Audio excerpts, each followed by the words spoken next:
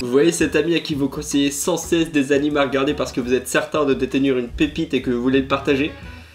Oui, vous voyez, et même qui vous répond: ça a l'air grave intéressant. En vrai, j'irai jeter un oeil, tu me l'as grave bien vendu. Bah ouais, mon gars, j'ai tellement de théories, faut absolument qu'on en parle. T'inquiète, on se sait. Je vais rattraper ça. En plus, t'es pas le premier à m'en avoir parlé, donc c'est que ça doit être bon. Attends, comment ça, pas le premier? T'es jamais allé voir malgré les conseils? Ouais, non, tout le monde en parle, donc ça m'a coupé à l'envie. Moi, tu sais, tout ce qui est hype ou encensé à la mort, j'y arrive pas. Oh, l'autre, il a toujours pas vu, c'est quoi? C'est une bouse de vache ou quoi? Enfin, des trucs comme ça, quoi, en gros. Ouais, je vois, ouais. Bon, bref, prends le temps de regarder et on en reparle la prochaine fois. En fait, je t'ai parlé de Constant X Mars. Il y a des news. Bah ouais, mec, c'est la saison 2, ça veut dire qu'il y aura des nouvelles vidéos, mais non, trop genre, ça vraiment, ça regarde. Et bien maintenant que vous cernez à peu près le personnage, c'est moi, ce gars à qui on conseille des animes stylés mais qui ne les regarde jamais. Sauf que Hunter x Hunter, ça fait bien des années qu'on me le conseillait.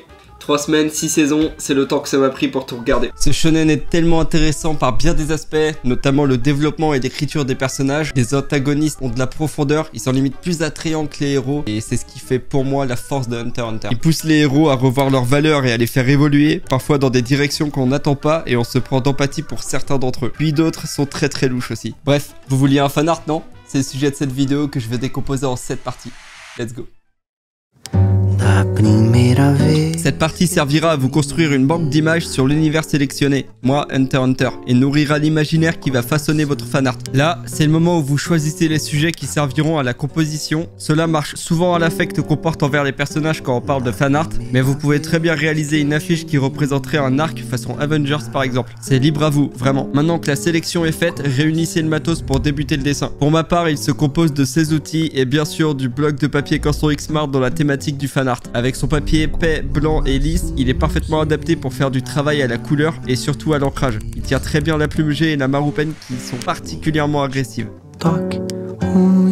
Maintenant que le matériel est réuni, il est temps de caler les ébauches qui serviront à l'illustration finale. C'est à cette étape que vous définissez le positionnement de vos personnages et l'importance des éléments dans un angle de vue et une perspective prédéterminée. Cela représente un travail de composition d'image donc assez important quand même. Et oui, avec Canson, on vous prépare un petit concours dans lequel vous pourrez gagner la collection X-Mart, donc avec ce bloc dans la thématique du fanart bien évidemment, et aussi des Gyuto, donc ça va être des feutres avec un côté pinceau, donc ça c'est très cool, 26. Pour cela c'est hyper simple, il y a un tirage au sort, le formulaire est dans la description, on vous laisse participer, donc vous avez jusqu'au 9 juin, et on sélectionnera 3 gagnants, ou gagnantes, on verra, on reprend la vidéo.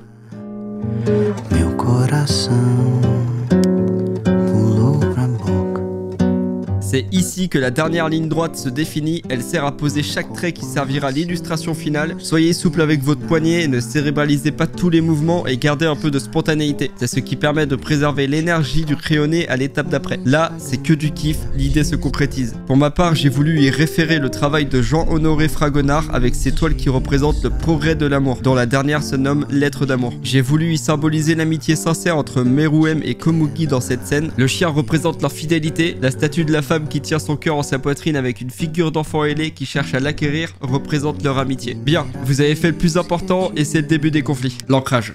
Maintenant, vous vous répétez qu'une seule chose en boucle dans votre tête. Te foire pas, te foire pas, te foire pas. Mais j'ai une petite astuce pour vous si jamais la nécessité d'une seconde chance se fait sentir. Pour cela, vous allez prendre une nouvelle feuille Canson et l'agencer au-dessus de votre crayonné. Ensuite, vous allez placer une source de lumière en dessous pour faire apparaître le dessin sur la seconde feuille, vierge de tout tracé. Et maintenant, il est l'heure de réaliser l'étape qui scelle le sort de l'illustration. Donc j'embarque ma meilleure plume et j'essaye au mieux de retranscrire l'énergie du crayonné. Encore une fois, faites-vous plaisir, même si le processus demande plus de discipline.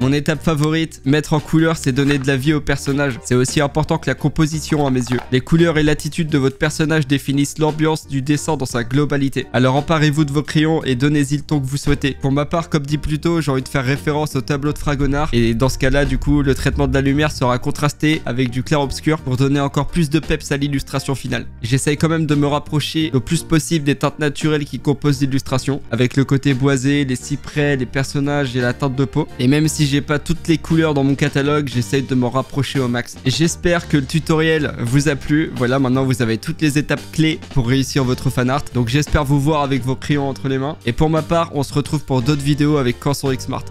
C'était le dessineux. Merci tout le monde. Ciao.